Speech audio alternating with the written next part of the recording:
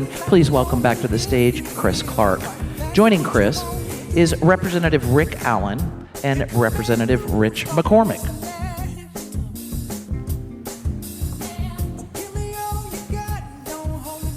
Hey, man. You made it? Yeah. Good to see you. Here, y'all have a seat. Thanks. Hey, Rick. Hey. All right, well, let's keep this party rolling. Joined today by Georgia's freshman member of Congress, Rich McCormick, and our, Rick, you've been 10 years now, right, in Congress. Thank you for being with us today. Yeah. I don't think you've ever missed this event, have you? Do I? Yeah. I don't think you've ever missed this event since you've been elected, no. and I appreciate that. Thank you well, so I much. come from the business community. Chris. You do. So, I'm all about the economy and growing the economy because that's the only way we're going to deal with some of the major issues we have today. That's right. Let's talk about some of those issues. But I want to start off, Rich, not everyone up here has gotten to know you yet. And so I'll give you kind of a softball question. Now, you come to Congress as a veteran, but also as a physician, one of the few in Congress, as I understand it. And I'm just curious, you've been there a few months now. How is your background, that fact of serving our country, serving your patients, how does that kind of inform the way you think about issues as you've gone into a very different environment than you've ever been in before, right? Yeah, for those of you who don't know me, I've never been to a political meeting before, never went to a fundraiser, didn't know a politician until I got into politics, so it's kind of a different way to approach this. I was a Marine first, became an ER doctor later. I was a youth minister for 20 years, and I think the common thread is relationships. Okay. For those who may have heard, I was student vice president at Morehouse School of Medicine, something I'm very proud of because of those relationships that overcame the racial barriers, that overcame the historical backgrounds, just because if you care about people, you can form some very influential relationships. Right. Well, I appreciate you taking that mindset into Congress, and you brought up health care and Morehouse. And so I want to jump into this question first, but Congressman Allen, I'll let you kind of kick us off. You're on the Committee of Education, Workforce, and the Health, Employment, Labor, and Pension Subcommittee, which we talked about last year at this event.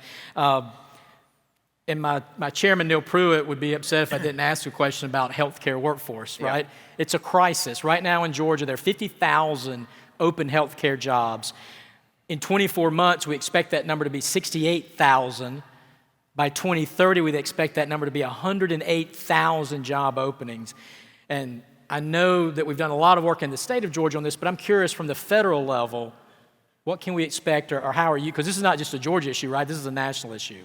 Well, we have 8 counties in Georgia with no doctor at all. 11 counties have no family medicine physician.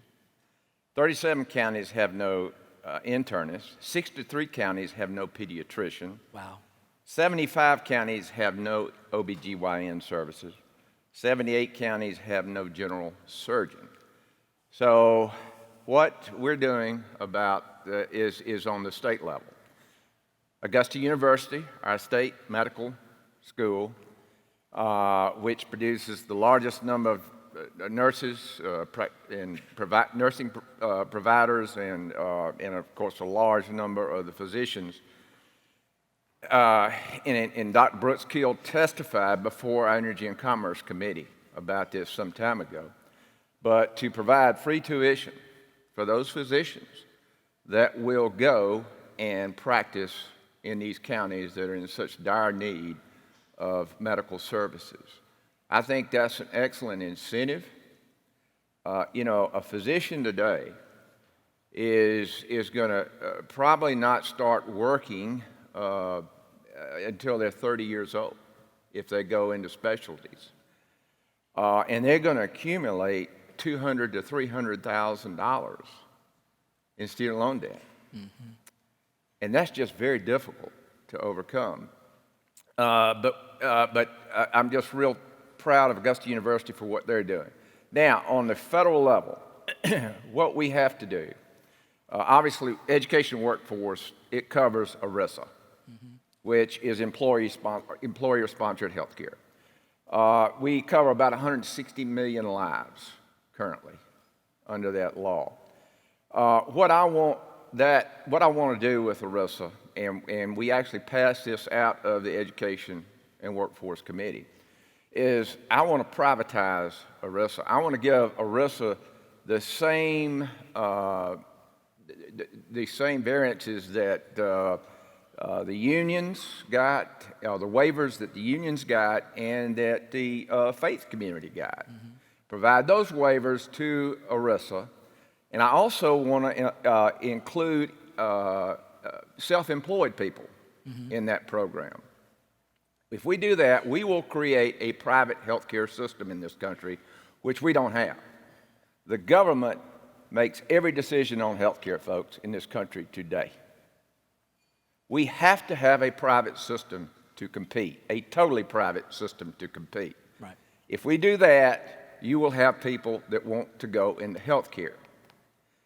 Part of the problem with providers today, it is an oppressive situation as far as the federal government is concerned. The federal government's telling people how long they can stay in a hospital, how long you can do rehab. And we have physicians that come in every day.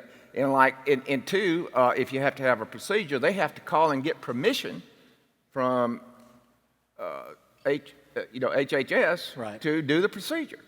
It's bureaucratic. It doesn't work. And if we have something that we're going to always have a government system, healthcare system, but we need a private system that can compete and obviously drive down premiums because healthcare is becoming unaffordable. The other thing I will have to say as far as healthcare providers, if you want to appreciate healthcare providers, go to your emergency room on a Friday or Saturday night. I'm telling you, I wouldn't put up with that stuff. It is unbelievable. And of course, my dear friend is an emergency room doctor, so he can tell you stories that probably I don't know. So you're coming to Congress, you've lived this life, you've done it every day. What do you think we should be doing to encourage and keep those doctors, nurses in the healthcare system? So I was smiling at Drew because I'm on the doctor's caucus with him, and I get a little passionate about this in the mornings.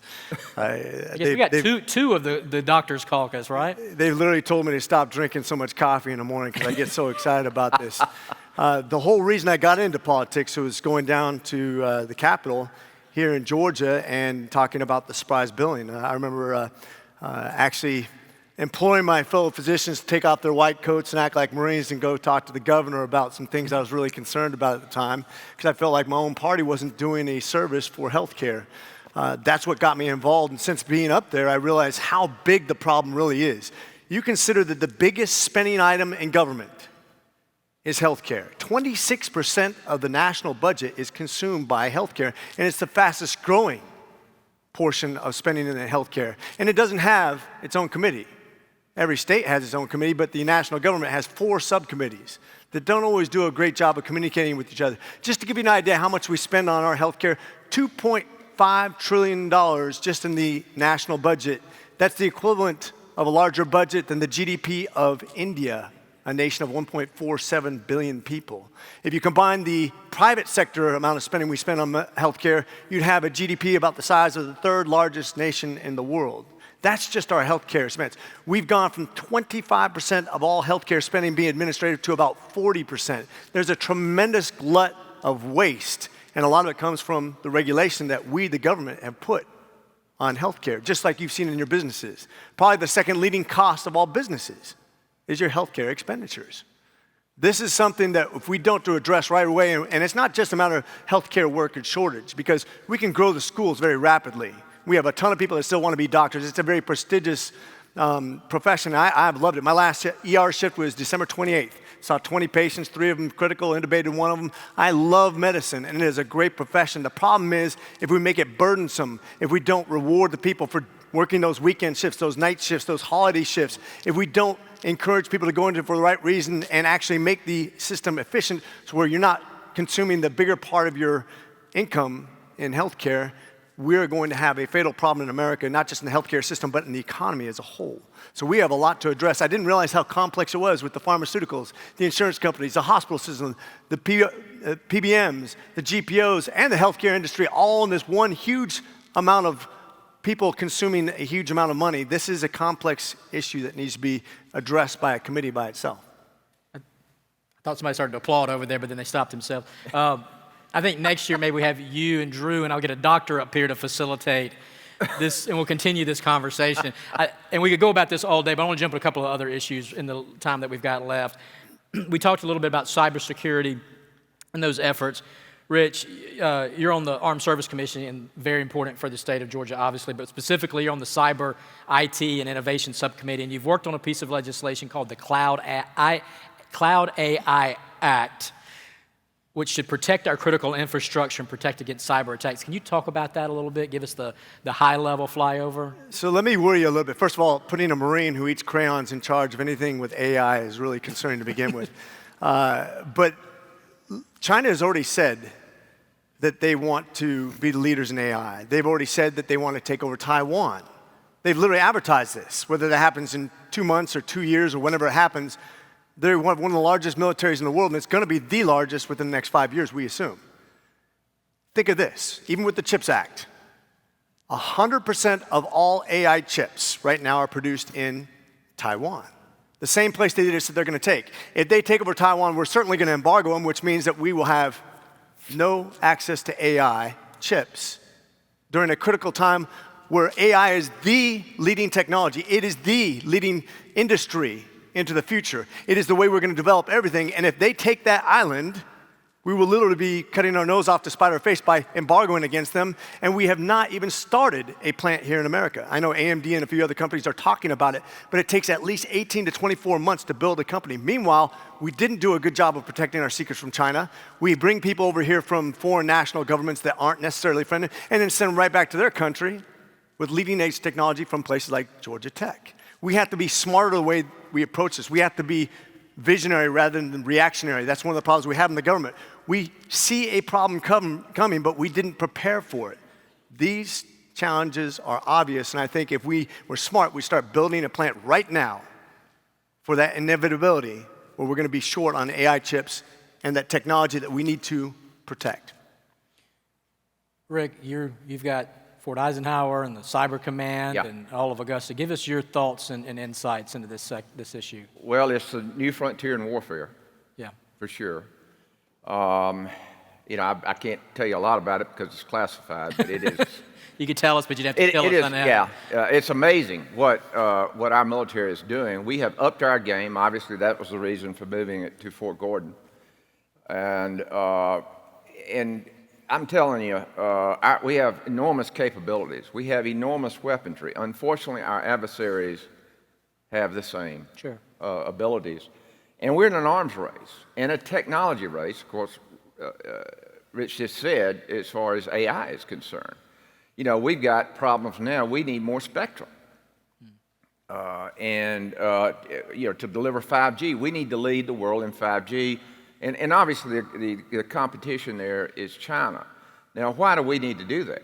Because we want those folks located here, not in China. Because we understand exactly what China's end game is. And that's to destroy this nation economically. And if they destroy this nation economically, and the dollar is no longer the currency of record, we got major problems with this debt. They know exactly how to get us. And this federal government and the people of this nation have got to band together to, we've got to fix this problem. Be aware of it. I'm going to jump around a little bit because I want to hit a couple of different issues. And I talked a minute ago about housing. And Congressman Allen, I know this is more of a personal issue back home, but you've put pressure on the Department of HUD, quite frankly, for living conditions at the Bon Air apartments in Augusta. I mean, you've really championed this and look to take care of these men and women. Tell us a little bit about those efforts and how it's moving forward right now. Well, you know, they're my neighbors. Yeah. And many neighbors are very concerned about some things that were going on there. And so we were asked to get involved. And, you know, the problem is that building was last renovated, I think, in the 1980s. And nothing's really been done to it since then. Now, there are new owners who have made promises that they were going to upgrade the facility. But we met with them, and there are no guarantees. In other words, as long as they meet HUD's minimum standards, which is all they're meeting. Right. The minimum standards, which, we don't want our folks living like that. As long as they meet those standards, HUD is going to subsidize that rent, and they're going to be able to continue to pay the note that they used, the money they borrowed to buy the place. Right. Now, granted, if they're going to do renovations, there's some issues now that, hey, we got to go up on the rents. Well, Chris, Yeah. I mean, I've developed a few things. I did my homework before I bought it, Right. not afterwards. Now, they said, well, we didn't get the tax credits. Well, maybe you should have gotten the tax, okay, let's make sure we get the tax credits. Right. I've never seen anything from the back to the front like this and taking, of course, I don't know what kind of risks they're taking because everything's guaranteed by the federal government. But we do need, we need folks to get involved we have a tremendous housing shortage. And there's no reason why we shouldn't provide these folks a decent place to live. They're my neighbors. Frankly, this company had not even met with the people that occupied this facility. I met with them. You did. I met with them.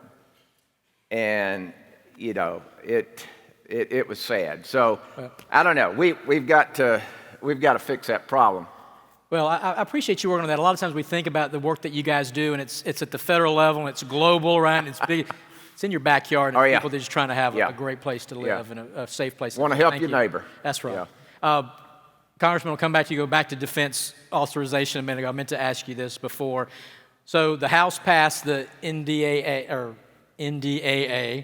Senate's got their version. Listen, this is vitally important to our military bases in Georgia, to our veterans in Georgia, to my friends Rod and Lockheed in this state. Tell me about how do we find a compromise, and what is that process going to look like over the next couple of months? Will we have an NDA by the end of the year?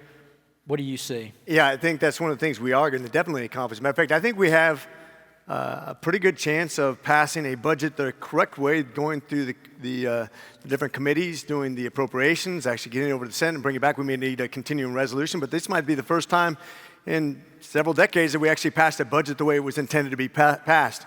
I'm glad the freshman class showed up and showed them how to do it. I don't know what the big deal was. But with a very narrow majority, though, it's been amazing what Congress actually has been able to come together and to get accomplished. It's kind of fun to watch this whole process play itself out. When you have good intention, we have a lot of things still to accomplish yet. But we realize that 71% of the budget right now, and growing every year, is automatic spending. They say mandatory spending. There's nothing mandatory about a budget. Congress is supposed to be in charge of that, but it's on automatic spending, and it's increasing every year. If we don't do something, if we want to really address the budget or the deficit, we have to make some really smart decisions on where that money goes. Half of the discretionary spending is spent on military defense. A vital portion, especially with China and its growing power around the world, its influence in Africa, all over the Western Hemisphere, just in the Western Hemisphere, Argentina, Chile, Venezuela, now Colombia, Cuba, Panama. That's just the Western Hemisphere. Think about that influence and then multiply that times 10 around the world, and you'll realize what we're really up against, and we have to make sure that we have a robust and well-prepared military for also our sons and daughters who serve. That is very near and dear to my heart, that they are prepared for that next battle, wherever it might be. But I think they're doing a great job right now, and I think this reconciliation process will be really interesting to see. I'm excited about it. And Drew will play a little role in that too, I'm sure, as it goes through, so we appreciate you there. I got time for one last question. The senator made a comment about working cross-party lines. Real quick, 30 seconds. Anything that you've seen in the last Congress where you've actually got stuff done that the press hasn't talked about, right? That's been in a bipartisan way, because you don't get that. Well, it's hard. Like Rich said, we have a very slim majority, right, and a very diverse representation across the country. Like the Defense Authorization Act, it was partisan. Right. Not one member of the other party voted for it. They did an extraordinary job with that to keep us all together. Yeah. And what we did simply was cut out about $40 billion, as I understand it, of these policies, woke, if you know, that's the definition of these things, and actually put it into building ships and weaponry and planes to deal with our adversaries. And that, you know, and we don't agree with that in this country. I don't quite understand what's going on, but it's there. Obviously, there is a total. I mean, like I said, governing, and I heard earlier about regulatory. The federal government does not grow the economy. Right. Big government destroys the economy. We have to limit this government and the regulation. EPA is coming out with a new reg every week. This is no, they're appointed, and they're making laws for the people of this country. You know, the last thing I thought I'd ever do is stand before the United States Congress in a debate to try to save my wife's gas stove. I had to do that. Can you believe gas it? light tables down here. So, thank you, Pedro. I would say when you talk about bipartisanship and bicameralship, I think the biggest thing is we get distracted by a lot of messaging bills, both inside of our party and out and between our parties. That's why the chamber is a very healthy place to have a discussion about the things that really matter to people, about getting people employed so they can have self-value, so they can buy their own homes, so they can provide for their family. That is the future of America. That's always, as Coolidge once famously said, the business of America is business. Thank you for being part of that. Yeah, and I would like to add one thing. Yep. We are well led in the state of Georgia, and I want to give the governor and all of our legislature. I mean, people ask us in Congress, what in the world are y'all doing down there in Georgia? And I said, you know, we're the best state to do business in. Right. And of course, we're fighting to keep that because the federal government would like to curtail our ability to be the best state. But thank you, all of our leadership in Georgia, for what you're doing. That's all the time that we have. Please join me in thanking our Congressman Rich McCormick and Rick Allen for being with us today and all the work that they do. Thanks, guys. Thank you. Awesome. Great job. Thank you, sir.